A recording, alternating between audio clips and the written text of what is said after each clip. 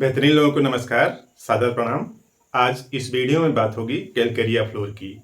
अगर हम लोग समझ लें कि कैलकेरिया फ्लोर शरीर में करता क्या है तो इसका आसानी से यूज़ कर सकते हैं और बीमारियों में अच्छा रिस्पांस मिलेगा। तो देखिए, जो कैलकेरिया फ्लोर है, यूँ समझ लीजिए कि बॉडी के हर एक सेल में डिस्ट्रीब्यूटेड है। प्रमुख रूप से बोन में, टीथ में, एपिडर्मिस में, इलास्टिक फाइबर में। तो जितनी भी इलास्टिक फाइबर हैं बॉडी में, पूरी बोन है या फिर टीथ है या फिर एपिडर्मिस होती है, किसी भी जो फंक्शनल पार्ट होता है उसके ऊपर वाला सरफेस को एपिडर्मिस बोलते हैं। तो वहाँ पे भी कैलकेरिया फ्लोर का मॉलिक्यूल पाया जाता है। तो अब एक कैलकेरिया फ्लोर का मॉलिक्यूल करता क्या है वही समझ लें तो हम लोग इसके डिस्टरबेंस में इसको यूज कर सकते हैं। देखिए, क्लियर कट लिखा है कि पाए जाने की जो संभावना है सबसे ज्यादा कहाँ पे है? बोन में, टीथ में, इलास्टिक फाइबर और एपिडर्मिस में। तो वहां पे करता क्या है? देखिए, बॉडी के अंदर जो मटेरियल डिस्ट्रीब्यूट होते हैं, आर्टरी से डिस्ट्रीब्यूट होते हैं और वेन से बाहर वापस आ जाते हैं। यहाँ पे टिश्यू है इस तरह से। देखिए, इसके बीच डायरेक्ट कनेक्शन कुछ नहीं होता है। ये आता है फाइनल कैपिलरी, यानी पतली पतली नलिकाओं से यहाँ पे मटेरियल छोड़ देता है। और मटेरियल में क्या क्या होता है? ऑक्सीजन होता है और न्यूट्रिएंट होते हैं।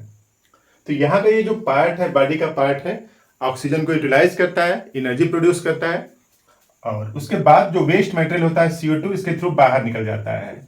और यहाँ पे जो न्यूट्रिएंट है, जितने न्यूट्रिएंट है पूरा तो पूरा यूज होता नहीं, तो कुछ न्यूट्रिएंट क्या होते हैं यहीं पे यहाँ पे यूज हो जाते हैं और कुछ इससे बाहर चले जाते हैं।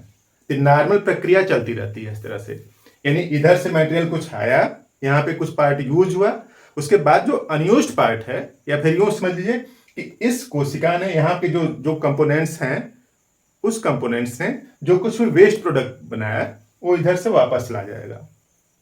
दिक्कत क्या है कि अगर कैलकेरिया फ्लोर का मॉलिक्यूल इन जगहों पे, बोन, टीथ, इलास्टिक फाइबर या फिर एपिडर्मिस में बैलेंस नहीं रह पाएगा, बैलेंस न रह पाने की अवस्था को क्या बोलते हैं?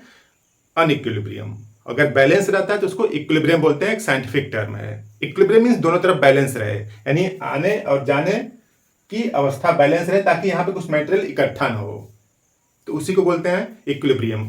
अगर मॉलिक्यूल कम हो जाएगा, संख्या में कम हो जाएगा, तो यहाँ का इक्विलिब्रियम डिस्टर्ब हो जाएगा। तो इसी बात को लिखा है कि डायलेटेशन और क्रॉनिक रिलैक्स्ड कंडीशन।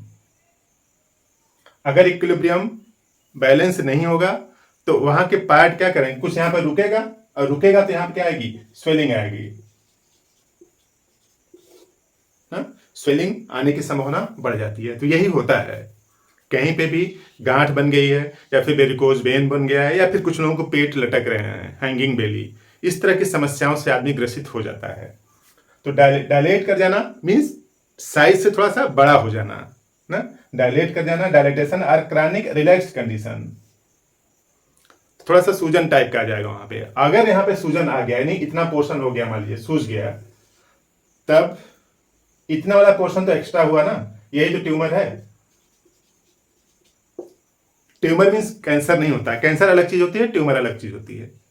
तो ट्यूमर बन गया तो रिलैक्स कंडीशन होने की वजह से, अब अगर ऐसा रिलैक्स कंडीशन हो गया, ट्यूमर बन गया, तो जो मटेरियल जाना चाहिए वो जाएगा नहीं। तो देखिए लिखा है absorption of solid exudate can not takes place. यानी जो मटेरियल सॉलिड हो गया है, अगर कैलकेरिया फ्लोर हर एक सेल में, बोन में, टीथ में, एपिडर्मिस में अगर ठीक से नहीं है तो सॉलिड मटेरियल वापस नहीं जा पाएगा। तो absorption of solid exudate can not takes place, यानी यहाँ पे जो सॉलिड मटेरियल आया उसका एब्जॉर्प्शन नहीं होगा। नहीं होगा तो उसी का रिजल्ट क्या है? ट्यूमर। ट्यूमर हजारों टाइप होते हैं, ट्यूमर मीन्स कैंसर नहीं होता। तो अब ट्यूमर बन जा सकते हैं, तो अब संभावना क्या हो सकती है? हेमराइडल ट्यूमर बन सकते हैं, यानी जो बवासीर है वहां पे भी गांठ जैसी बन सकती है, कई लोग बोलते हैं, तो हेमराइडल ट्यूमर बन सकते हैं। वेरिकोज वेन, जो पैर है उसकी जो वेन्स है उसमें सूजन आ जाए, ऊपर ऐसे दिखने लगती हैं वेन्स, तो उसको वेरिकोज वेन बोलते हैं। यानी इसी तरीके के अनगिनत समस्याओं से आदमी ग्रसित हो जाता है अगर कैलकेरिया फ्लोर का डिस्ट्रीब्यूशन बॉडी में जितना होना चाहिए अगर उतना नहीं है, तो उस वजह से इलास्टिक फाइबर की जो कैपेसिटी है वो डिस्टर्ब होगी और वहां पे डायलेटेशन आ जाएगा, डायलेट कर जाएगा, थोड़ा सा चौड़ा हो जाएगा और उसके होने की वजह से सॉलिड मटेरियल वहां पे इकट्ठा होने लगेगा। उसी का रिजल्ट क्या है? ट्यूमर। तो इसी तरीके के देखिए यहाँ पे लिखा है वेस्कुलर ट्यूमर। अब वेस्कुलर ट्यूमर के ढेर सारे नाम हैं, हिमेंजियोमा है, लीवर में भी हो सकता है, स्किन पर भी हो सकता है, कहीं भी हो सकता है। तो वेस्कुलर ट्यूमर हिमेंजियोमा एक टाइप का वेस्कुलर ट्यूमर है। तो हिमेंजियोमा हो सकता है इंडोडेटेड ग्लैंड, जो ग्लैंड्स हैं वो हार्ड हो सकती हैं, कठोर हो सकती हैं। और पोस्टपार्टम हेमरेज, ब्लड बाहर जा सकता है, ब्लड का फ्लो देर में रुक सकता है या फिर नहीं रुक सकता है, लगातार फ्लो हो सकता है।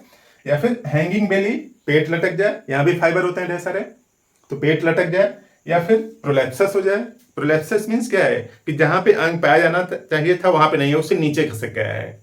चाहे यूट्रस का हो सकता है प्रोलेप्सस या फिर एनस का प्रोलेप्सस हो सकता है। दिक्कत कहां पे है कि जो एनस है उसको भी कई टिश्यू फाइबर सिलेक्ट किए, उसको सपोर्ट किए रखते हैं। जैसे यहाँ पे रेक्टम है, इस तरह से यहाँ पे एनस वाला पोर्शन है, तो यहाँ पे कई फाइबर होते हैं, इसको पकड़े रहते हैं।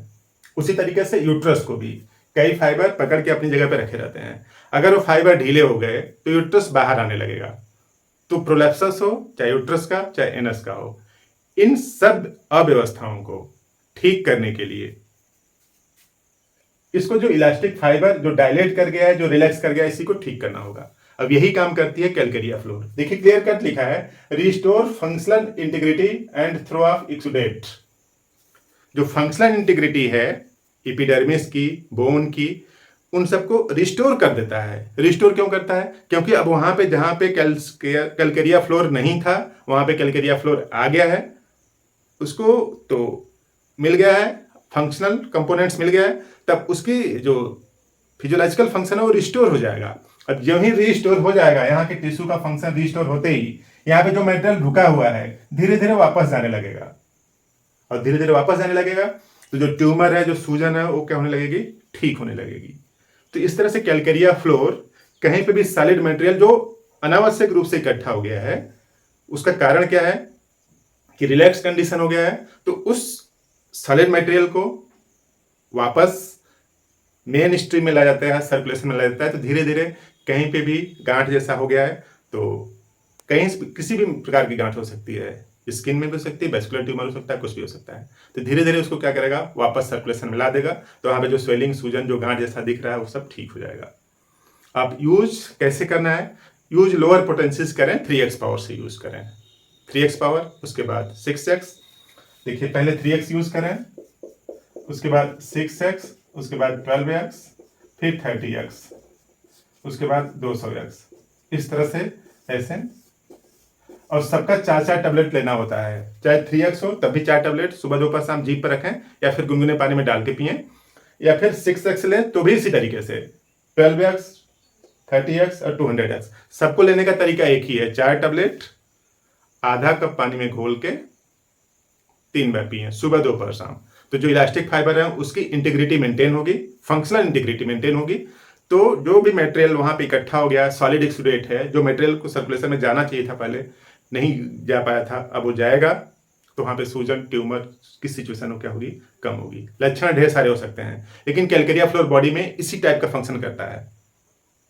काम की बात आपने समझा, बात पसंद आई तो शेयर कर दें और लोगों की इन्फॉर्मेशन बढ़े, ताकि बीमार होने की संभावना को हम लोग थोड़ा कम कर सकें। आपने पूरा वीडियो देखा, थैंक यू।